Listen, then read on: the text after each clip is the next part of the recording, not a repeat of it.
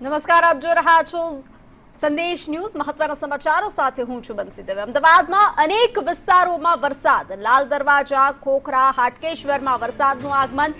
ધીમી ધારે વરસાદ વરસી રહ્યો છે. એસજી હાઈવે, માનસી, બોડકદેવમાં વરસાદ. અલગ અલગ વિસ્તારમાં મેઘરાજા મહેર કરી રહ્યા છે. તો હાલ અત્યારે પૂરા અમદાવાદમાં ધીમી ધારે વરસાદનું આગમન થયું છે.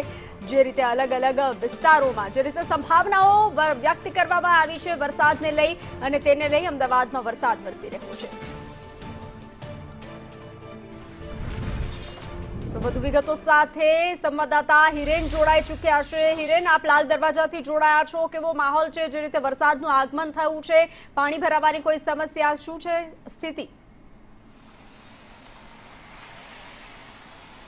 1 વાગ્યાથી 3 કલાક માટે અમદાવાદ અને ગાંધીનગરના વિસ્તારોની અંદર રેડ એલર્ટ આપવામાં આવ્યું છે અને લગભગ છેલ્લા પોણા કલાક કરતાં વધુ સમયથી અમદાવાદના અલગ અલગ વિસ્તારોની અંદર વરસાદ છે તે વરસી રહ્યો છે. પરંતુ જે વરસાદની ગતિ છે એ બેઠો વરસાદ, જેને સાદી ભાષામાં કહી શકીએ, એ પ્રકારે ધીમે ધીમે વરસાદ છે તે વરસી રહ્યો છે અને એના કારણે પાણી જે છે એ સીધી રીતે સ્ટ્રોમ વોટર અથવા તો લાઇનની અંદર ઉતરી જાય તે પ્રકારની સ્થિતિ છે. પરંતુ વરસાદ સતત ચાલુ હોવાના કારણે સરેરાશ અમદાવાદ શહેરની અંદર લગભગ 1.5 ઇંચ જેટલો વરસાદ છે એ છેલ્લા 2 કલાકની અંદર પડ્યો હોય તે પ્રકારની સંભાવના અત્યારે દેખાઈ રહી છે.